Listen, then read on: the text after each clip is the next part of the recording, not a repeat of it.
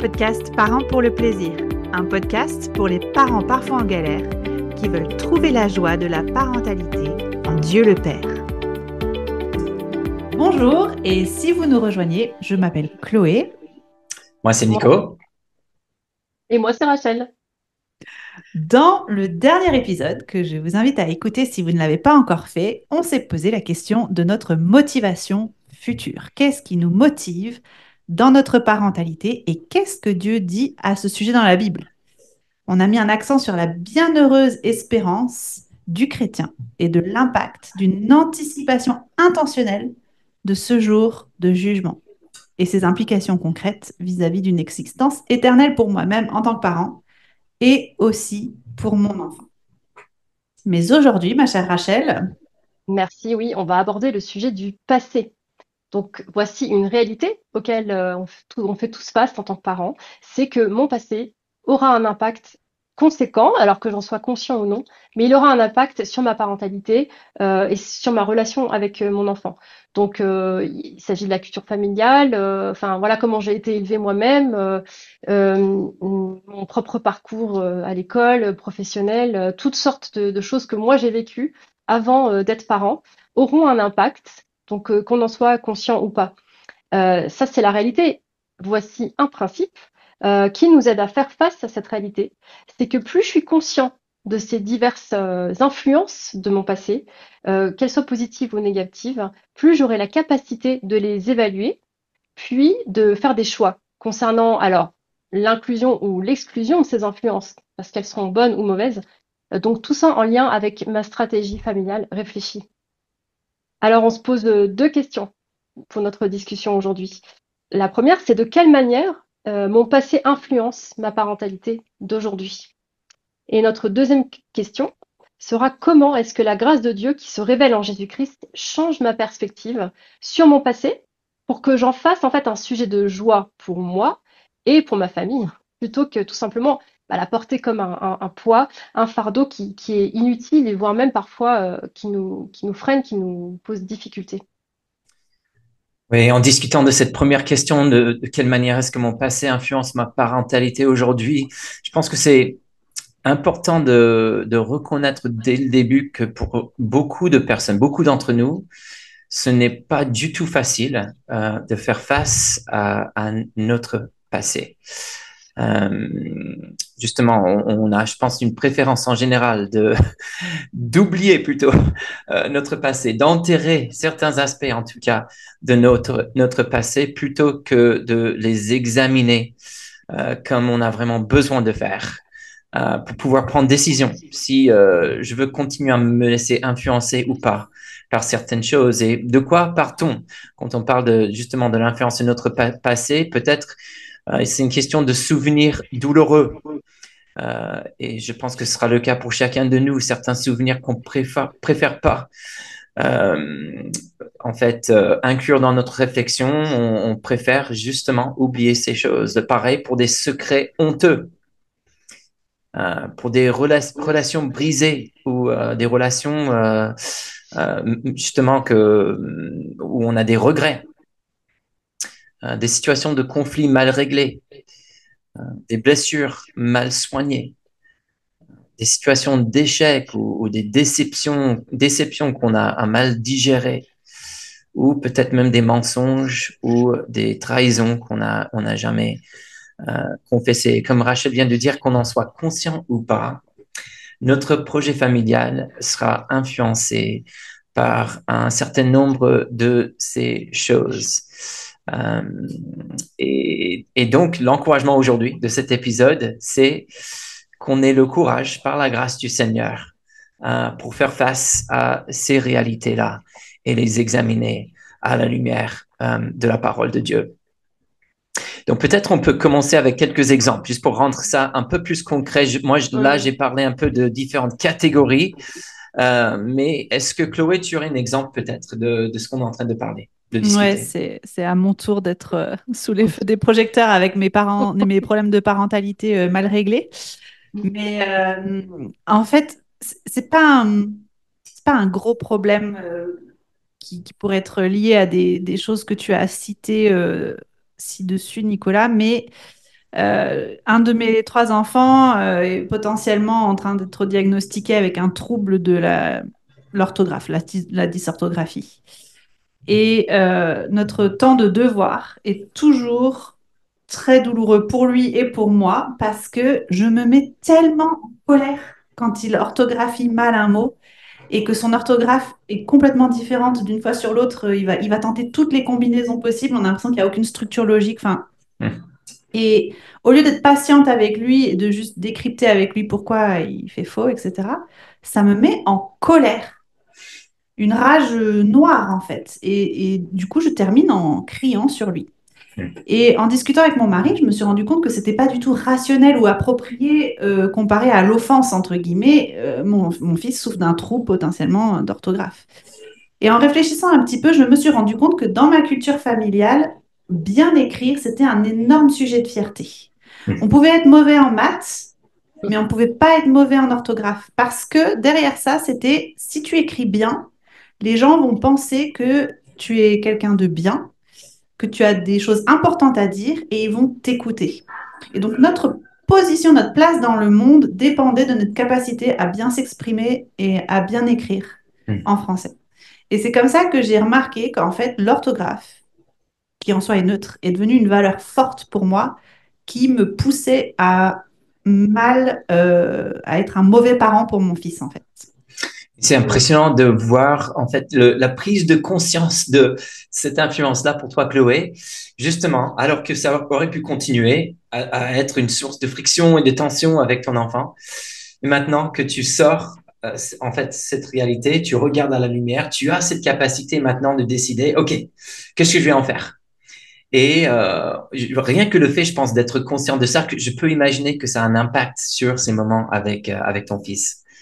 Oui, c'est pas résolu, mais comme tu as dit, en tout cas, ça me donne l'opportunité de traiter ce problème Hmm. et de commencer à travailler, en tout cas, dessus. C'est Mm. excellent et je pense à une autre juste anecdote qui va dans cette même direction que j'ai lu récemment dans un bouquin sur la parentalité où c'était un psychologue qui parlait de la naissance de son premier fils et qui trouvait que quand son fils pleurait, surtout quand il pleurait et avec sa femme, les deux, ils n'arrivaient pas à trouver une solution. Il commençait lui, le psychologue, à faire des crises d'angoisse. En Mm. fait, il était submergé Mm. par des sentiments très, très forts et justement un désir de s'éloigner de son fils. Et dans le temps, c'est devenu assez, assez inquiétant pour lui parce qu'il sentait dans son cœur qu'il voulait pas être avec son fils, surtout parce qu'il avait peur de ces moments où il y aurait des pleurs, etc. Ce qui est fascinant, c'est que il a testé tout un tas de choses à droite et à gauche pour trouver des solutions. Et puis un jour, je rentre pas dans tous les détails, mais il a eu une espèce de flashback où il s'est souvenu d'une année pendant son internat, quand il était en train de faire sa formation universitaire, où il était en milieu hospitalier. Et avec un autre collègue, tous les jours, ils étaient censés donner des piqûres à des petits enfants. Et c'était une expérience assez douloureuse pour ces enfants. Ça pleurait beaucoup. Et donc, tous les jours, pendant des heures, il était exposé aux pleurs d'enfants, parfois des enfants qui commençaient même à pleurer juste en arrivant dans la salle avec lui, en anticipation de la douleur. Il n'avait jamais examiné l'impact de cette année sur lui-même, en fait. Et en découvrant cette angoisse et en commençant à faire un travail sur lui-même, il a réalisé que, hop, cet événement de son passé avait quand même une influence conséquente sur son relation avec son fils Mm. nouveau-né. Mm. C'est fou. On devine dans ce que tu dis, Nico, quand même quelque chose de très lourd à porter ben, pour ce père de famille dans cet exemple que tu cites, de quelque chose, en fait, finalement, qui existait, qui était là, présent, mais qui a été révélé à un moment donné dans sa vie de parent.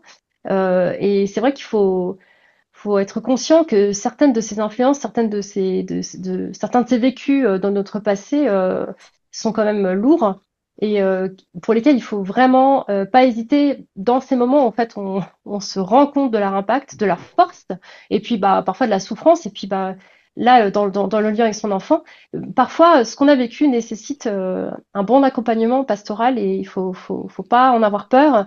Et il faut aussi franchir ce pas de demander d'être accompagné, d'être aidé par des personnes qui sauront nous aider dans ces domaines parce qu'il y a une plus ou moins forte intensité dans ce qu'on a vécu et ce que tu nous décris là est quand même vraiment important à solutionner, en fait, à apporter avec quelqu'un et pas continuer tout seul, quoi. Et c'est vrai Exact. que ce qu'on ait vécu, que ce soit plus ou moins impactant et lourd, on a tous besoin, en fait, de réaliser que ces choses, on va pas juste faire un constat et s'arrêter là. C'est Mm. que ces choses, on n'a pas besoin de continuer à les porter. Nous, dans notre, alors, pour rebondir à ce que tu disais, Chloé, moi, j'aurais été peut-être pas mal dans une famille parce que je suis super nulle en maths, mais un peu meilleure en orthographe. Mais j'ai aussi vu, nous, l'influence dans l'éducation, dans ce que j'ai exigé de mes enfants, parce que moi-même, ayant grandi dans une maison très ordonnée, avec une maman voilà, qui avait toujours un intérieur bien rangé, assez minimaliste, je me suis juste dit que c'était normal. Et j'ai mis longtemps à réaliser, et c'est en discutant aussi avec mon mari, quoi, à quel point ça a influencé ma propre attitude avec mes enfants et parfois perturbé en fait la paix dans la famille et l'ambiance totale dans la famille parce que moi je demandais certaines choses même plus fortes que ce que ma maman nous avait demandé dans notre enfance, mais finalement ça avait un impact, ça peut paraître anecdotique, ranger le salon avant de se coucher, sauf que la manière dont je le demandais et le faisais vivre avec ma famille était mauvaise. Et Mm. finalement, ce qui est merveilleux, c'est que en fait, on n'a pas besoin de s'arrêter au constat, on doit le faire, mais on peut ensuite avancer. Et je pense que c'est ça qu'on va évoquer maintenant. Qu'est-ce qu'on fait avec ces constats de l'influence de notre passé? Mm. Ouais. Oui, ça nous permet de passer à la deuxième question de notre temps ensemble. C'est comment est-ce que euh, l'événement qui a changé l'humanité et qui est dans mon rétroviseur, dans mon passé, qui est la mort et la résurrection de Jésus et la grâce de Dieu manifestée en fait en Jésus à ce moment-là, comment est-ce que cet événement-là change la perspective de mon passé pour que mon passé devienne un sujet de joie pour moi et ma famille plutôt que de le porter comme un poids ou un handicap. Bah, je pense que c'est en lisant la Bible qu'on trouve bien des trésors, hein, forcément. Et au dernier épisode, l'épisode 2, on a lu un passage de Tite, on va rester dans ce même épître et lire quelques versets dans le chapitre 3. Donc je lis Tite chapitre 3, les versets 3 à 7. Nous aussi, en effet, nous étions autrefois stupides, rebelles, égarés, esclaves de toutes sortes de passions et de plaisirs. Nous vivions dans la méchanceté et dans l'envie, nous étions odieux et nous nous détestions les uns aux autres. Mais lorsque la bonté de Dieu notre Sauveur et son amour pour les hommes ont été révélés, il nous a sauvés. Il ne l'a pas fait à cause des actes de justice que nous aurions pu accomplir, mais conformément à sa compassion, à travers le bain de la nouvelle naissance et le renouvellement du Saint-Esprit qu'il a déversé avec abondance sur nous par Jésus-Christ notre Sauveur. Ainsi déclarés justes par sa grâce, nous sommes devenus ses héritiers, conformément à l'espérance de la vie éternelle. C'est rassurant de voir à quel point les écrivains bibliques et Paul notamment n'a pas peur Mm. de parler de son passé. Et là, c'est assez frappant Ouais. même les mots qu'il utilise pour décrire son passé et le passé des chrétiens à qui il est en train de décrire. Et c'est rassurant parce que on voit à quel point Paul, il est convaincu des vérités puissantes que tu viens de lire, Rachel. Il Mm. n'est pas la même personne qu'il était. Mhm. Il a une nouvelle vie par cette naissance. On parle d'un bain, de la nouvelle naissance ici par l'Esprit Saint. Il est déclaré juste aux yeux de son Dieu. Et étant quelqu'un de complètement nouveau par la grâce de Dieu, il n'a pas peur maintenant de regarder en arrière et d'examiner, même de parler ouvertement de ce qu'il était. Et ce qui est quand même frappant, c'est que je pense que nous, en tant que chrétiens, on a souvent même encore du travail pour saisir ces vérités puissantes afin de trouver du courage pour pouvoir regarder dans notre passé et prendre en compte, en fait, ces différentes influences. Et peut-être la question peut se poser, mais attends, Nico, si tu es né de nouveau, comme l'apôtre Paul, tu as une nouvelle vie, pourquoi est-ce que ce serait nécessaire alors de regarder en arrière et de considérer les influences du passé? Ça m'intéresse de savoir ce que vous pensez un peu de cette question-là. Je pense qu'il y a un effet parmi les chrétiens qui est de se dire que puisque Dieu nous a fait grâce, en fait, on ferme les yeux sur ce qu'on était avant et surtout on n'en parle plus puisqu'il y a d'autres versets qui nous disent que Dieu a jeté nos transgressions dans une mer si profonde que personne ne pourra jamais les retrouver.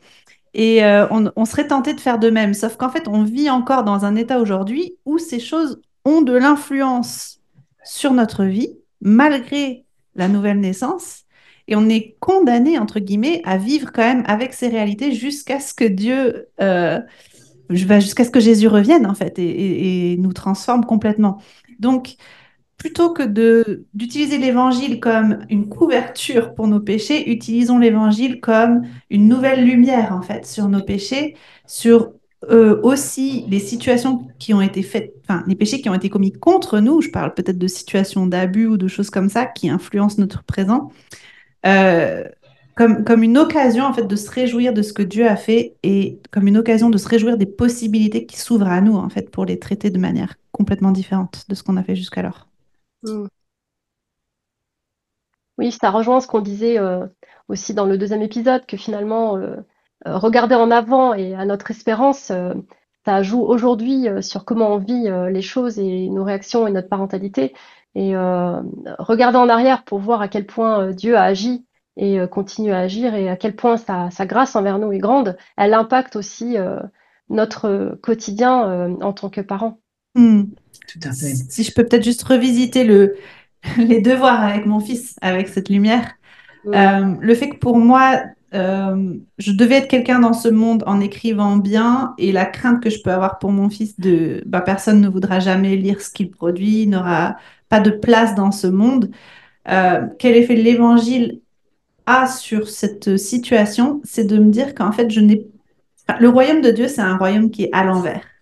Et pour rentrer dans le royaume de Dieu, il faut accepter d'être petit, d'être pauvre d'esprit, d'être faible. Et c'est en acceptant notre faiblesse et notre petitesse que on rentre dans ce royaume, en fait, où les premiers seront les derniers, etc. Et donc, cette valeur d'être forte, d'être la première en orthographe, d'être importante dans ce monde, c'est une valeur qui appartient à ma nature passée, en fait. Et Mm. cette nouvelle lumière que l'Évangile va apporter, c'est que, mais en fait, Chloé, t'as rien à prouver à personne parce que bah, Christ a tout prouvé à son Père, en quelque sorte, si on peut dire ça comme ça, pour que nous, on n'ait jamais rien à prouver. Et en fait, ton fils, s'il ne sait pas écrire ou s'il a une mauvaise orthographe, c'est pas grave, ça va lui donner à lui aussi une opportunité d'être un de ces faibles, un de ces petits qui va être en capacité de reconnaître son besoin de Dieu, en fait. Et c'est quelque chose qui m'aide alors que je commence ce travail de ne plus être en colère contre lui pendant les devoirs. Et j'espère que ça peut être rassurant pour un parent qui nous écoute et peut-être qui est chrétien, qui a Jésus-Christ comme Seigneur et Sauveur dans sa vie, mais qui est confronté dans des contextes familiales et peut-être notamment avec les parents par différentes réactions, comme on a décrit aujourd'hui et dans les autres épisodes précédents, des réactions qui ne reflètent pas du tout le royaume de Dieu ou une vie nouvelle. C'est vrai que ça peut être une source de confusion pour nous de dire, tiens, en fait, j'ai cette nouvelle vie en Jésus-Christ, mais pourquoi est-ce qu'il y a ces mêmes habitudes, ces mêmes tendances qui sont là? Et je pense que l'enseignement biblique est rassurant dans le sens où on reconnaît que oui, cette nouvelle naissance veut dire qu'il y a une nouvelle nature dans mon être intérieur, une nouvelle orientation. Je ne suis plus l'ennemi de Dieu. En fait, je reconnais que je ne suis pas le roi. Je veux que Jésus-Christ soit mon Seigneur. En même temps, dans mon corps, même dans mon cerveau, il y a des tendances, il y a des habitudes qui sont là depuis longtemps et ça va prendre du temps pour que j'apprenne de nouvelles habitudes. Et alléluia, Dieu ne nous laisse pas tout seul face à ce grand défi de changement. Il nous donne son Esprit Saint, il nous donne sa parole, il nous donne son Église des frères et sœurs qui nous entourent, etc. Mais il y a un vrai travail, les amis. Et donc, j'aimerais bien rassurer ceux qui nous écoutent du fait que oui, on peut être né de nouveau en Jésus-Christ, mais c'est pas surprenant quand même d'être confronté dans différentes situations, notamment dans le contexte familial, qui nous rappellent de notre passé et peut-être même qui révèlent certaines influences du passé qui restent encore actives dans nos vies. La grâce de Dieu est là pour nous transformer, mais ça va prendre du temps. Mm. Je pense que ça peut être dur d'avoir des attentes de transformation immédiate déçues. Et en même temps, en Romains 12, versets 1 et 2, Paul il parle d'une transformation vraiment progressive de l'intelligence, en fait, qui rassure, comme tu dis, Nico, on ne devient pas tout de suite des personnes parfaites, mais on est en chemin. Et je pense qu'on peut voir, une fois qu'on a identifié ces influences du passé, elles deviennent des opportunités de les mettre en lumière, de les apporter à Dieu et de se laisser transformer par lui. Et donc, c'est pour ça que c'est important de les identifier, en fait, dans notre stratégie familiale réfléchie. Tout à fait. Je pensais ajouter aussi à ça, parce qu'on parle beaucoup voilà, de l'influence du passé, et puis on pense à pas mal de choses qui concernent notre éducation. Et je pense que ça peut être bon aussi de réaliser que quand on est dans cette démarche, on n'est pas en train de revisiter toute notre éducation en regardant tout ce que nos parents ont mal fait, ou voire Ouais. même nos grands-parents. Et on a dit tout à l'heure, hein, que ces influences, il y en a des bonnes et des mauvaises. Et en fait, il y a tout un tri à faire, hein, une réflexion importante à avoir. Mais on veut aussi vraiment reconnaître l'importance de l'héritage qu'on a, en fait. Et pour ceux d'entre nous qui avons eu des parents qui nous ont apporté des bonnes choses, voilà, qui nous ont transmis des vérités, des choses vraiment importantes, c'est bon de les garder précieusement. Et c'est bon aussi de les avoir encore, si on les a encore dans nos vies. C'est bon aussi de retourner les voir et de demander conseil, hein. Je Mm. pense qu'on est dans une ère, en fait, on a tendance à beaucoup chercher parmi les gens aussi inexpérimentés que nous les conseils. Je pense que c'est aussi beaucoup euh, comment nourri par le fait qu'on peut trouver plein d'anecdotes et de conseils et de personnes un peu comme nous sur les réseaux sociaux. On peut suivre quelqu'un sur Instagram, mais en fait, on n'a aucune idée de ce que cette personne vit vraiment. Mais Mm. l'impact et le sage conseil de nos aînés, que ce soit nos parents ou même des personnes plus âgées dans notre vie, il n'est pas non plus à mettre de côté. Et c'est aussi Mm. des bonnes influences qui perdurent, quoi. Ouais. Et je pense que la différence qu'on peut faire, c'est est-ce qu'on est en train de subir ces influences du passé ou est-ce qu'on est en train d'en faire un choix conscient? Parce que pour revenir sur ton exemple, Rachel, avoir une maison propre et bien Mm, rangée, c'est une bonne chose. Mais le mauvais symptôme qui est ressorti chez toi, c'est que tu utilisais cette influence du passé comme une excuse pour te mettre en colère quand c'était pas bien fait. Oui, mais je viens d'une famille où c'était toujours fait comme ça. Voilà. exactement. Alors que tu pourrais continuer à porter cette valeur dans ta famille de qu'on soit propre, quoi, bien rangé, mais d'une manière où tu n'es pas en train de subir ce que tes parents t'ont transmis, mais que tu choisis de faire perdurer dans ta famille comme étant une bonne valeur. C'est ça. J'apprécie beaucoup cette pensée aussi, Rachel, qui m'oriente vers trois aides que je voulais suggérer Mm, pour cet aspect de notre stratégie familiale, ce regard dans le passé. Euh, et je pense il y a trois choses qui peuvent nous aider en faisant ce travail-là. Et une aide, c'est justement l'aide de la reconnaissance. Là, ce que tu suggères, c'est que tout n'est pas mauvais dans notre passé. Et c'est vrai, alléluia. Et je mm, pense qu'il y a de la place quand même pour regarder en arrière et pour se rappeler de toutes les différentes preuves de la grâce de Dieu, même peut-être avant notre conversion, avant de connaître Jésus-Christ, Dieu était quand même à l'œuvre. Mm. Et en fait, et on était bénéficiaire de sa bonté sans même savoir que c'était mm, lui. Et donc, j'encourage vraiment que, avec ce regard dans le rétroviseur, qu'on prenne en compte les belles choses et les différentes preuves de la bonté et de la grâce de Dieu et qu'on remercie notre Seigneur. C'est aussi une belle chose à faire en présence de nos enfants. En Mm. fait, ouais. de pratiquer la reconnaissance, même en racontant nos histoires. C'est très important que nos enfants entendent parler de notre passé. Parce que eux Mm, aussi, ça les aide à se situer et ça les apprend aussi à réfléchir d'une manière qui est saine et même biblique par rapport à notre passé, à ne pas avoir peur de parler de choses difficiles, mais aussi à ne pas passer à côté de mm. la bonté du Seigneur. Mm. Je ne sais pas si vous voulez rebondir sur cette notion de reconnaissance-là. Non, c'est génial. J'adore l'idée de raconter les histoires avec un Ouais. prisme de reconnaissance. C'est Mm, génial. mm, mm, mm. Oui, il y a quand même une deuxième aide que je pense qui peut être bénéfique. Sans oublier ce que Rachel a dit tout à l'heure, j'aimerais juste souligner le fait que parfois on aura besoin quand même, en faisant face à notre passé, d'un accompagnement, Mm. parfois de la part de quelqu'un qui est formé, qui a des compétences. Et moi, je dirais en tant que pasteur, de préférence avec une vision biblique, quelqu'un qui comprend bien l'évangile. Et c'est vrai que si on est accompagné par quelqu'un comme ça, ou même si on fait ce travail tout seul, tôt ou tard, en regardant en arrière, on sera confronté par la réalité du péché. C'est vrai que dans le texte que Rachel a lu tout à l'heure, c'est ce que Paul est en train de dire.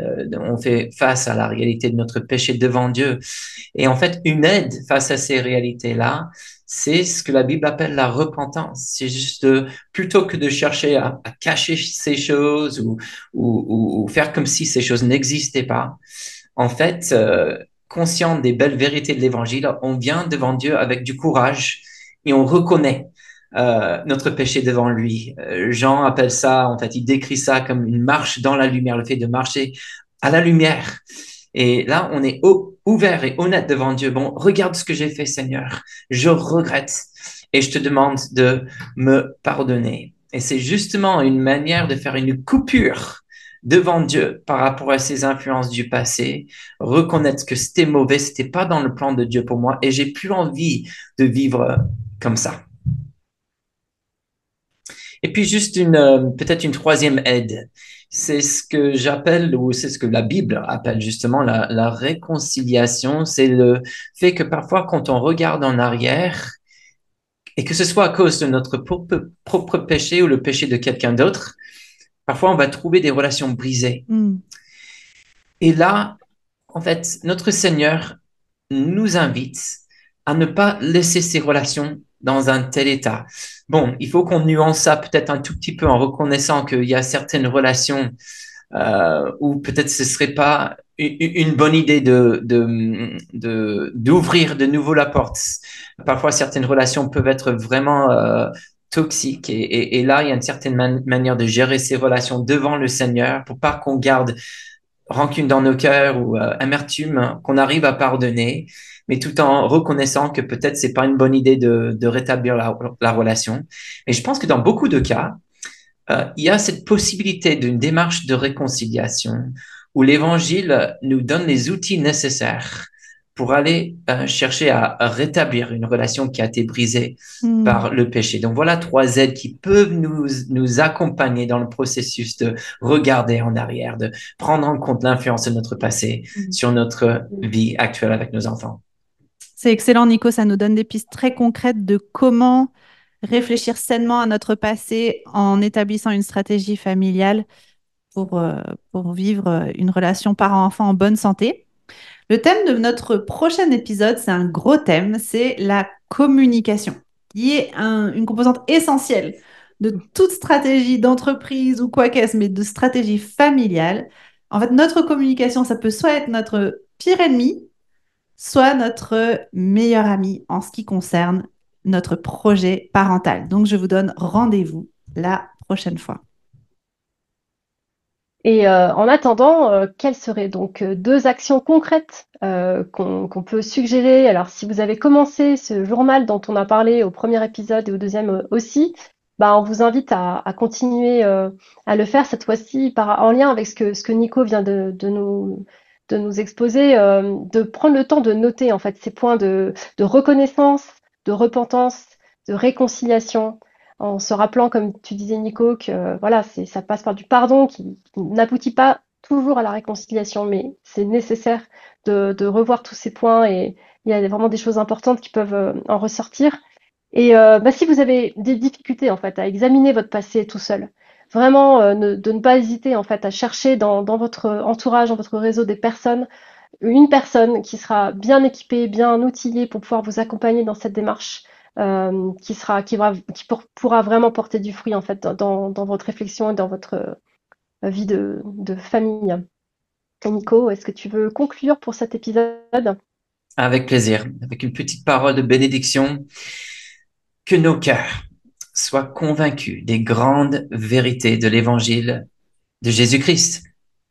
afin que nous ayons du courage pour faire face à notre passé, à l'exposer à la lumière de la parole de Dieu et que Dieu nous transforme par le renouvellement de notre intelligence afin que nous portions beaucoup de bons fruits au sein de nos familles et au sein de nos entourages. Amen. Merci d'avoir écouté cet épisode du podcast Parents pour le plaisir. Notre prière, c'est que tu connaisses concrètement cette semaine le plaisir d'être toi-même enfant de Dieu